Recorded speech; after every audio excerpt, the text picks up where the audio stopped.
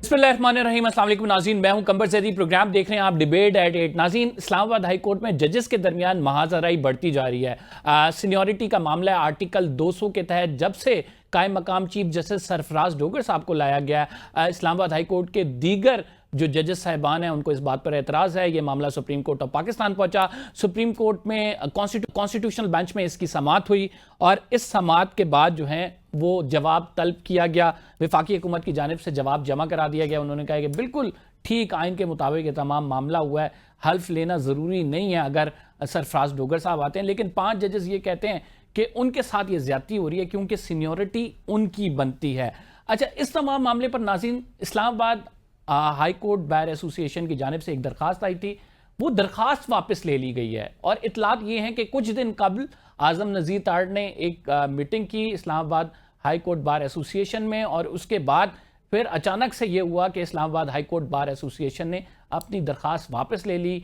अभी जजेस की सीनियरिटी के मामले पर क्या उनको कोई एतराज़ नहीं है, इस पर आज हम बात करेंगे। हमारे साथ Islamabad high court bar association के सदर मौजूद होंगे, जबकि दूसरी जानिब ये जो दरख्वास्त दी गई थी ये साबिक सदर रियासत अली आज़ाद की जानिब से दी गई थी। वो भी हमारे साथ प्रोग्राम में मौजूद होंगे, उनका भी मौक़िफ़ जानेंगे कि आखिर ऐसा क्या हुआ कि उनकी जानिब से जो दरख्वास्त दायर की थी नई इंतज़ामिया ने आकर वापस ले ली। और ख़ुसूसन जो नई इंतज़ामिया में सदर हैं Islamabad high court bar association के, उनको PTI की हमायत हासिल थी। PTI अपने मौके पे खड़ी हुई है। वो समझती है कि आर्टिकल 200 के तहत जो सरफराज डोगर साहब आए हैं ये गैर आइनी है, इसमें मेलाफाइड इंटेंशन है। लेकिन Islamabad high court bar association जिनका सदर जो है PTI की हमायत से मुंतखब हुआ था, वो जो है उनका साथ छोड़ गए, उन्होंने यू टर्न ले लिया।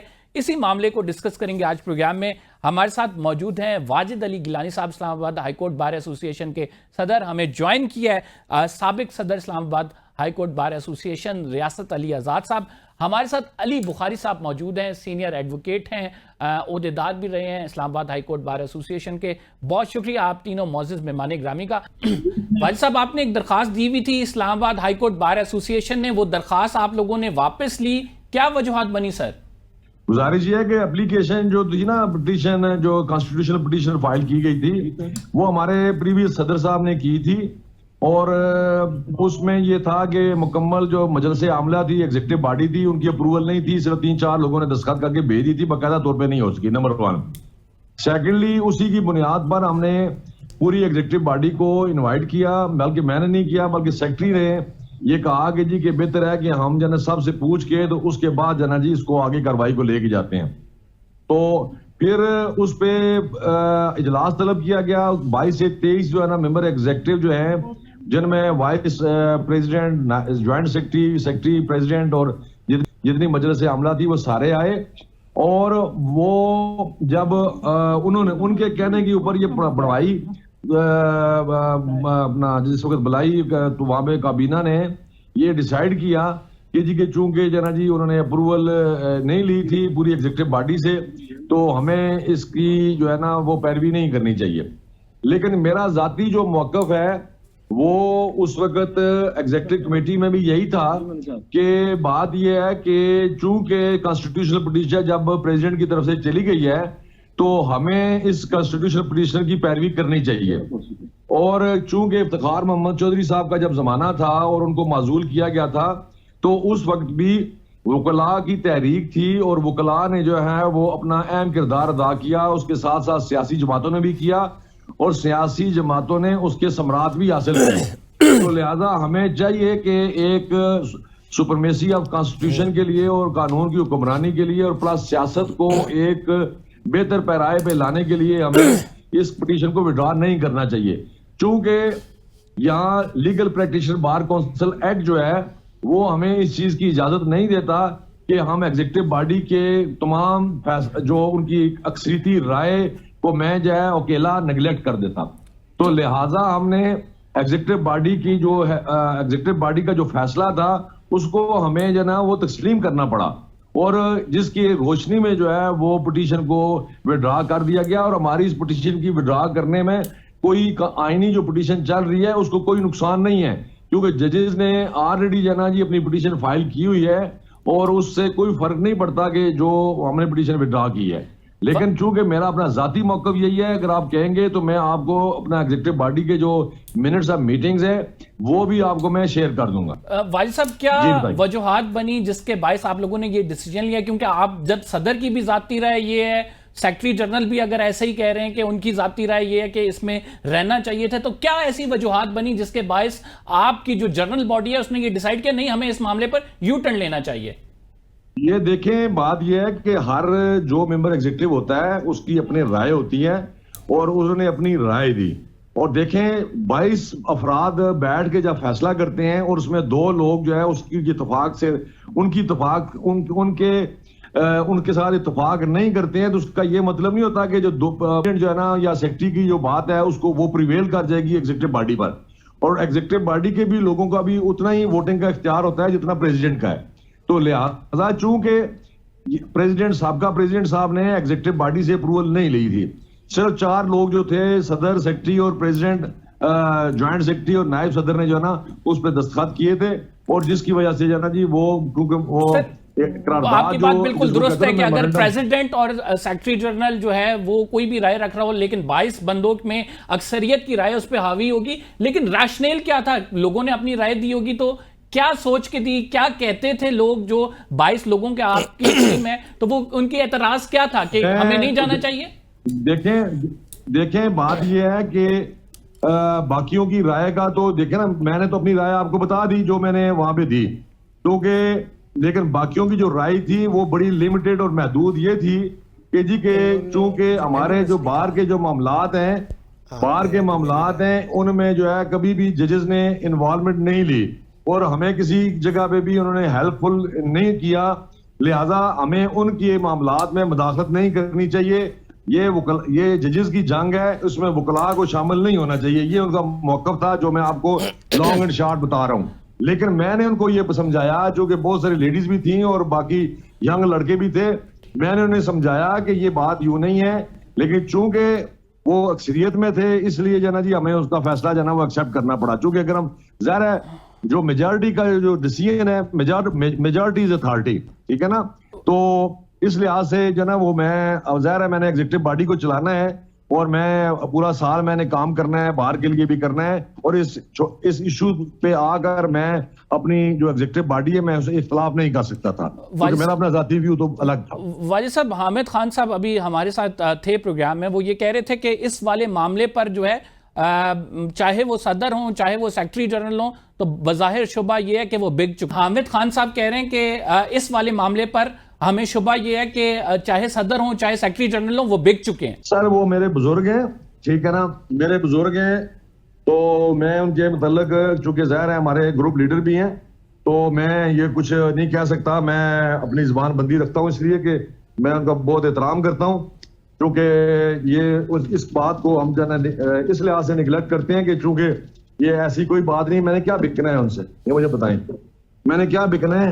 वो कह रहे हैं इससे पहले वो कह रहे हैं कि बार में जब आप लोगों की मुलाकात हुई थी आजम नजीर ताड़ से, आजम नजीर ताड़ आ ही नहीं सकते बार में उस टाइम तक जब तक अप्रूवल ना हो, और इसमें अप्रूवल हुआ है, वो आए हैं, उसके बाद मामला तब्दील हुए हैं, तो बज़ाहिर शुबा तो यही जा रहा है।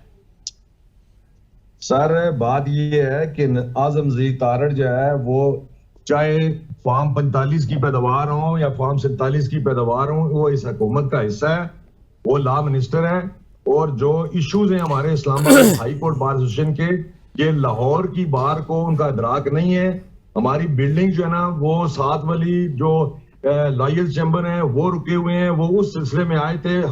मैं हलफ कह देता हूँ, हलफ पे उठा के कह सकता हूँ कि हमारे वहां पर जो वो आए तो इस इशू के मामले में कोई बात नहीं हुई। ठीक, कोई अगर बात होती भी तो देखे मेरी बात सुने, मैं खुद भी यहाँ का मैं ये पहली दफा प्रेसिडेंट नहीं बना हूँ, मैं ज्वाइंट सेक्रेटरी भी रहा हूँ, बार का सेक्रेटरी भी रहा हूँ, बार का डिस्ट्रिक्ट बार का प्रेसिडेंट भी रहा हूँ, और बार काउंसिल का मेंबर भी रहा हूँ, बार काउंसिल का मेंबर भी रहा हूँ, चेयरमैन एग्जीक्यूटिव कमेटी भी रहा हूँ, अब प्रेसिडेंट में हाई कोर्ट बना हूँ, ठीक है ना। तो लिहाजा मैं वकला की कभी भी तर्जमानी करते हुए मैं कभी किसी प्लेटफॉर्म से उनको कभी बेच नहीं सकता, ठीक है जी। मैं उनका एतमाद कभी नहीं ठेस बचाऊंगा, क्योंकि राय होती है, उनकी अपनी राय है, मैं ना बिक सकता हूँ ना झुक सकता हूँ, ठीक है, इसलिए कि जब तक मेरी बार मेरे साथ खड़ी है मैं उनके साथ खड़ा हूँ। सर ये बाकी अहमद खान साहब हमारे बुजुर्ग हैं, हाँ। मैं उनके ग्रुप का हिस्सा हूँ, मैं उनके प्रेसिडेंट का जो उम्मीदवार है सुप्रीम कोर्ट का, मैं उसको आज भी ऑन करता हूँ, मैं आज भी उसको सपोर्ट करूंगा, बरमला सपोर्ट करूंगा। इसलिए नहीं है चले वो मेरे बुजुर्ग हैं, उनके गुस्से में आके उन्होंने ये बात कह दी है, तो कोई ऐसी बात नहीं है, ठीक है ना जी। हम उनको ये बात क्लियर करेंगे कि कोई आजम नजीर तारड़ ने जाना हमारे वहां पे आकर हमें बिल्कुल नहीं कहा कि जाना जी आप जाना ये पिटीशन विड्रॉ, ठीक है। तो सर मामला तो ये है कि वो एतराज़ात जो ज़ाहिरी बात है आप पे उठ रहे हैं वो ये भी है कि आप वोट लेके हामिद खान ग्रुप का आए हैं, उन्होंने बड़ी कैटेगोरिकली इस पे पोजीशन ली हुई थी, पीटीआई इसमें आप लोगों के साथ थी कि उसने भी पिटीशन दायर की हुई थी और वो भी ये समझते हैं, और ख़ुसूसन आपके लॉयर जो हैं फैसल सिद्दीकी साहब वो सुप्रीम कोर्ट में कहते हैं कि हमें तो पता ही नहीं था, एकदम से इस्लामाबाद हाई कोर्ट बार ने ये मौक़िफ़ क्यों अपनाया, आपने उन्हें भी एतमाद में लेना का दुरुस्त नहीं समझा? और मेरी बात सुने, मुझे आज से 10 दिन पहले तक मुझे पता ही नहीं था कि ये प्रेसिडेंट साहब ने पिटीशन फाइल की हुई है, ठीक है ना जी। मुझे 10 दिन से पहले पता ही नहीं था कि पिटीशन ये फाइल हुई है। मुझे 2 दिन पहले 4 दिन पहले पता चला, तो मुझे किसी ने पूछा कि ये आपने पिटीशन फाइल की है, उन्होंने कहा जी कोई नहीं, हमारे पास कोई रिकॉर्ड नहीं है बार में कि यहां से कोई रेजोल्यूशन पास हुई है इस आईनी पिटीशन दायर करने की, ठीक है ना। और 20 तारीख को वो दायर हुई है, मेरे भाई हैं वो रियासत अली आजाद साहब जिन्होंने दायर की है, ठीक है ना।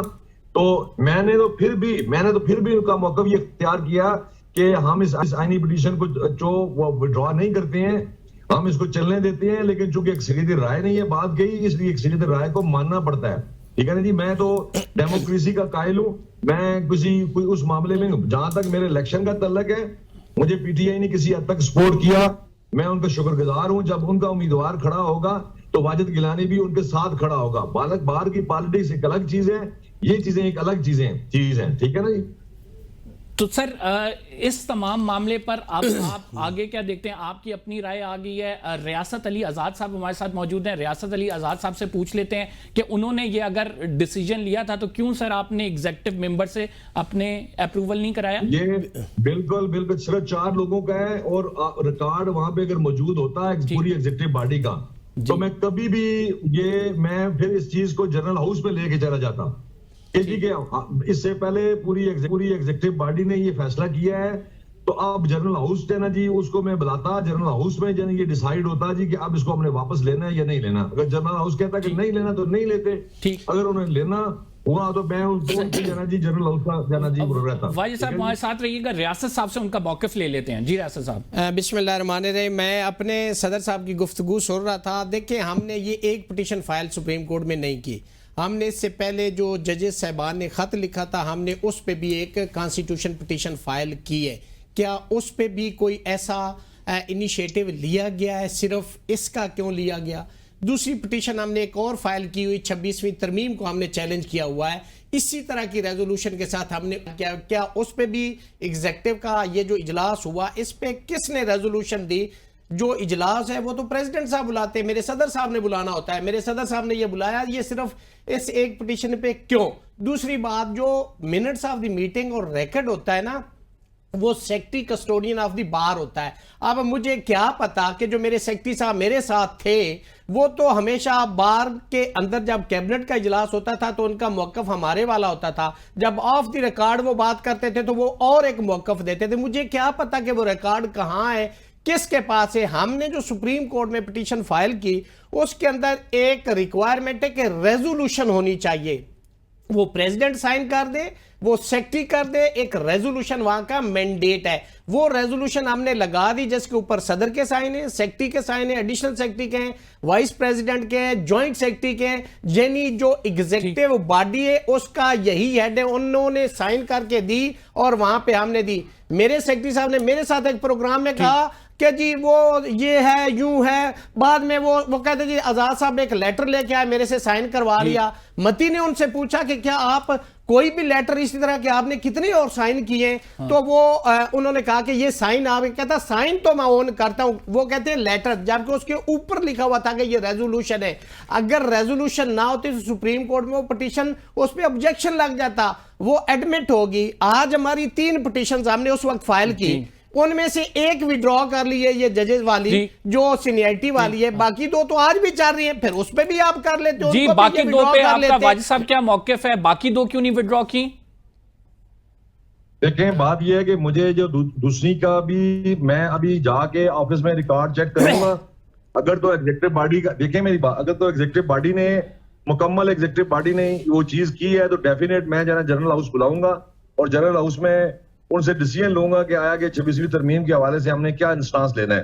वो तो हमारा 26वीं तरमीम के साथ इंस्टांस आज भी है कि हम जो है ना वो बुला रहे हैं, जूरिस्ट बुला रहे हैं अपनी बार के अंदर, और एक जो है ना स्मॉल किस्म का जो जूरिस्ट की मबनी जो है ना एक कन्वेंशन छोटा सा बुलाऊंगा मैं। नहीं नाज़रीन, हम एक छोटा सा ब्रेक ले रहे हैं। We will be right back after this short break. बड़ी इंटेंस डिस्कशन हो रही है, आप कहीं मत जाइएगा।